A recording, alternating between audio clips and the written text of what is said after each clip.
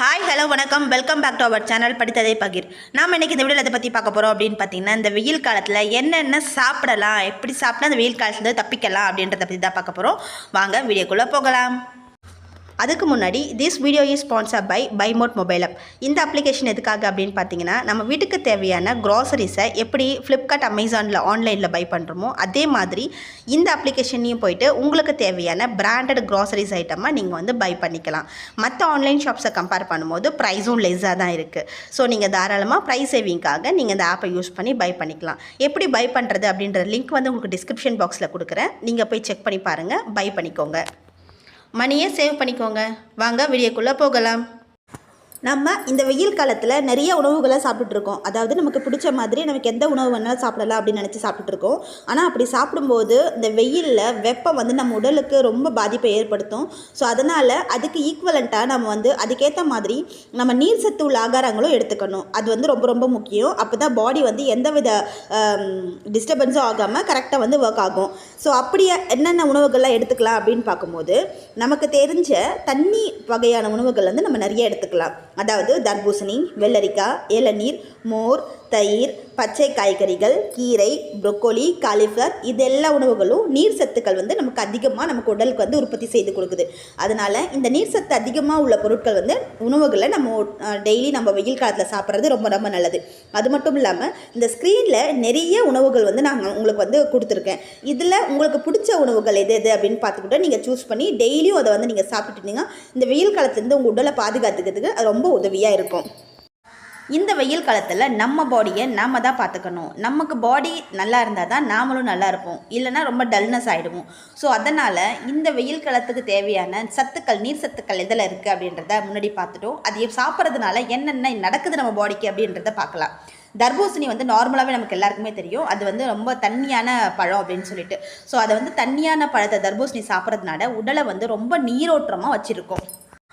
அடுத்து வெள்ளரிக்காய் நார்மலாகவே நீர் சத்துக்கள் அதில் அதிகமாக இருக்கும். ஸோ வெள்ளரிக்காய் நிறைய சாப்பிடும்போது அந்த வெயில் காலத்தில் நம்ம பாடி ஆட்டோமேட்டிக்காகவே குளிர்ச்சி ஆகிறத நம்ம உணர முடியும். நம்ம ஃபேஷியல் பண்ணும்போது அவள் கண்ணுக்கு வைக்கிறது இதெல்லாம் பார்த்துருப்போம் இல்லையா, அந்த மாதிரி வெள்ளரிக்காய் சாப்பிட்றதுனால நம்ம பாடி ஆட்டோமேட்டிக்காகவே குளிர்ச்சி ஆகுது.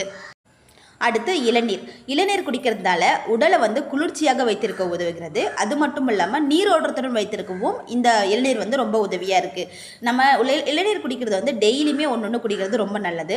ஆனால் பாடி ரொம்ப கூலாகணும்னு சொல்லிட்டு ஒரே நாளைக்கே நிறைய இளநீர் குடிச்சோழுது அப்படின்னா அதுவே சூட்டை நம்ம பாடியை தூக்கி விட்டுடும். அதனால் நமக்கு நீர் சுளுக்கு ஏற்படுறதுக்கான வாய்ப்புகளும் இருக்குது. ஸோ நம்ம ரெகுலராக, அதாவது டெய்லி 1 இல்லை 2 days ஒன்ஸ் அந்த மாதிரி நம்ம குடிக்கிறது ரொம்ப நல்லது. அது தப்பு கிடையாது.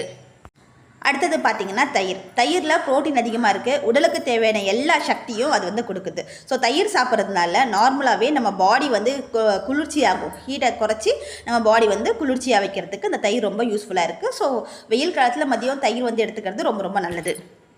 அடுத்தது என்னென்னு பார்த்தீங்கன்னா பச்சை காய்கறிகள், கீரை, காய்கறிகள், ப்ரொக்கோலி, காலிஃப்ளவர் இந்த மாதிரிலாம் எடுத்துக்கும் போது இந்த நார்மலாக காய்கறிகளில் தாதுக்கள் அதிகமாக இருக்குது. அதனால் நம்ம இந்த காய்கறிகளை எடுத்துக்கும் போது நார்மலாகவே நமக்கு பாடி ஹீட்டை குறைச்சி நமக்கு குளிர்ச்சியை தருது. அது மட்டும் இல்லாமல் லாஸ்ட்டாக பார்க்க போகிறது மோரில் ப்ரோட்டீனும் ஜாஸ்தியாக இருக்குது, நல்ல கொழுப்புகள் அதிகமாக இருக்குது. ஸோ இந்த மோர் குடிக்கிறதுனால பாடி நார்மலாகவே குளிர்ச்சியாக வச்சுருக்கிறதுக்கு இந்த மோர் ரொம்ப உதவியாக இருக்குது. இதெல்லாம் பாடியை குளிர்ச்சி ஆகிறதுக்கு நீங்கள் சாப்பிடுங்க. ஆனால் அதுக்கு முன்னாடி இந்த வெயில் காலத்தில் நீங்கள் பண்ண வேண்டிய முக்கியமான விஷயம் என்னென்னு பார்த்தீங்கன்னா, டெய்லி தண்ணி நிறைய குடிங்க.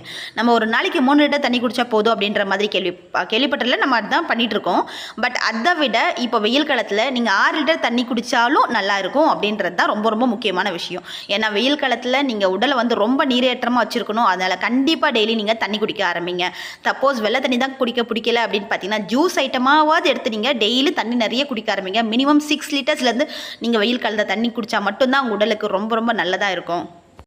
இந்த வீடியோ உங்களுக்கு பிடிச்சிருக்குன்னு நினைக்கிறேன். அப்படி பிடிச்சிருந்தா சேனலை சப்ஸ்கிரைப் பண்ணிக்கோங்க, மறக்காமல் பெல் பட்டனை ப்ரெஸ் பண்ணிக்கோங்க. அப்போ தான் நெக்ஸ்ட் வீடியோ உங்களுக்கு நோட்டிஃபிகேஷனில் வரும்.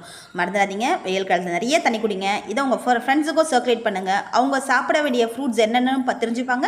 அவங்களும் வெயில் காலத்தில் அவங்க பாடியை பார்த்துப்பாங்க. நெக்ஸ்ட் வீடியோவில் பார்க்கலாம். Tata, bye bye.